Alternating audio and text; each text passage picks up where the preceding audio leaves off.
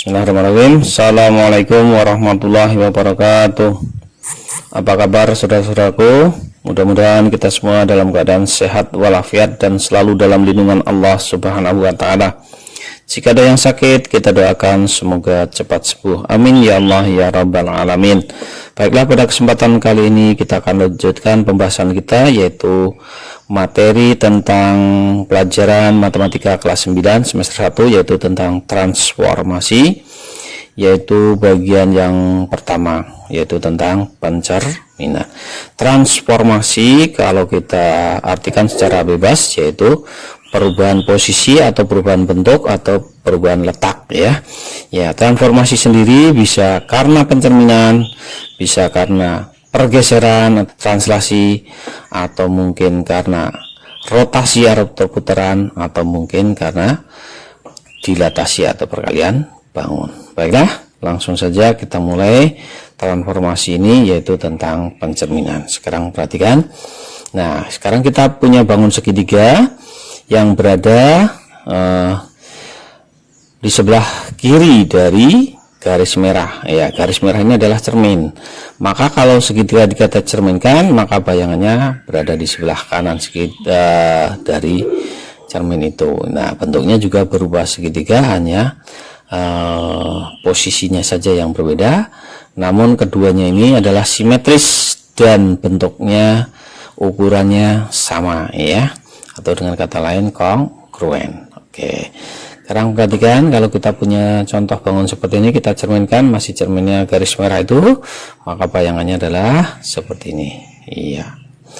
Oke. Kemudian lihat, nah ini kalau ada yang bagian yang nempel pada cermin, maka bayangannya pun bagian itu juga nempel pada cermin. Oke.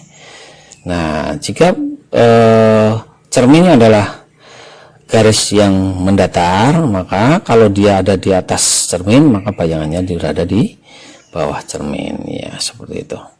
Kemudian masih seperti ini, kita akan coba kalau posisinya kita miringkan seperti ini, sama, ya. Iya. Iya, begitu, ya. Oke, kalau dari sini juga miring ke sana juga sama. Ya, baik pakai kertas petak atau papan petak atau tidak, sama saja, ya, posisinya seperti itu. Oke, sekarang kita akan coba kita pencerminan terhadap sumbu X. Perhatikan contohnya, jika kita punya titik A 7,4 dicerminkan terhadap sumbu X. Nah, maka kita gambar koordinat kartesiusnya 7,4, berarti dari pangkal koordinat ke kanan adalah 7, ke atas 4. Iya. Perhatikan titik berwarna merah, ini adalah titik A, yaitu 7,4. Nah, akan dicerminkan terhadap sumbu X. Sumbu X adalah garis yang horizontal, ya. Titik A itu berjarak 4 satuan atau 4 petak dari sumbu X. Nah, dia berada 4 satuan di atas sumbu X, maka bayangannya adalah juga 4 satuan di bawah sumbu X. Nah, perhatikan warna merah ini adalah titik A aksen, yaitu 7,-4. Ya. Sekarang perhatikan contoh yang kedua, titik B, yaitu -6,-3. Berarti ke kiri 6 langkah sampai angka-angka -6, kemudian 3 ke bawah sampai ke lurus dengan -3. Nah, itu adalah titik B, yaitu -6,3. Maka bayangannya, karena dia berada di bawah, bayangannya berada di atas dari sumbu X. Jaraknya 3, jaraknya juga 3 di atas sumbu X, yaitu adalah B aksen. Berapa koordinatnya? Yaitu -6,3. Oke, sekarang kalau kita punya titik P, yaitu koordinat S, T, kemudian dicerminkan terhadap sumbu X, maka bayangannya apa dari contoh itu?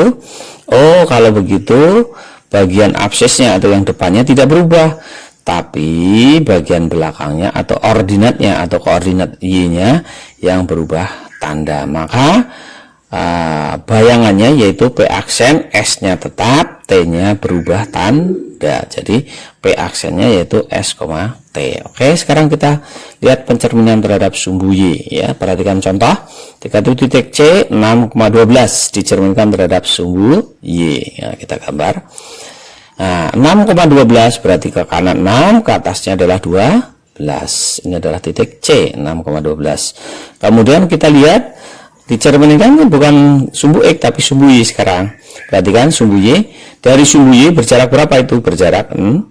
Maka kalau dia sebelah kanan, bayangannya di sebelah kiri dari sumbu Y, jaraknya juga 6 ya. Kita lihat, nah maka ini adalah titik C aksen. Berapa koordinatnya? Negatif 6,12. Sekarang lihat, kita punya titik D yaitu negatif 4, negatif 2. Negatif 4 berarti ke kiri sampai angka negatif 4, kemudian ke bawah sampai lurus angka negatif 2. Ini adalah titik D. Nah, dicerminkan terhadap sumbu Y, jaraknya berapa ke sumbu Y? Jaraknya 4, maka bayangannya juga 4 karena di sebelah kiri, maka bayangannya di sebelah kanan berjarak 4. Nah, ini adalah D aksen. Berapa koordinatnya?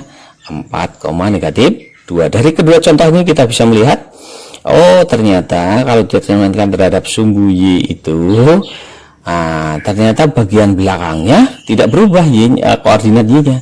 Yang berubah apa? Bagian depannya atau koordinat X-nya atau absisnya yang berubah tanda. Iya. Oke, sekarang kalau kita punya titik P, koordinatnya S, T, dicerminkan terhadap sumbu Y, maka apa hasilnya? Tadi yang berubah apanya? Yang berubah adalah bagian depannya, berarti S-nya berubah menjadi negatif S, T-nya yang tetap. Ya, P aksennya negatif S, T. Oke, sangat mudah. Saya yakin tidak yang sulit ya. Oke, sekarang kita coba ya untuk latihannya. Gambar dan tentukan bayangan titik berikut jika dicerminkan terhadap sumbu X. Di nomor 1 ya, titik A yaitu 1,9, titik B yaitu negatif 7,3. Silahkan dicoba, dan kita ada 2 ya supaya terwakili seluruhnya. Gambar dan tentukan bayangan titik berikut jika dicerminkan terhadap sumbu Y ya. Titik M yaitu negatif 4,8 dan titik N yaitu 6, negatif 5. Selamat mencoba, saya yakin mudah, tidak ada yang sulit selama kita bersungguh-sungguh dalam belajar. Mudah-mudahan Allah selalu memudahkan segala urusan kita. Amin ya Allah ya Rabbal Alamin. Jangan lupa like and subscribe. Terima kasih. Assalamualaikum warahmatullahi wabarakatuh.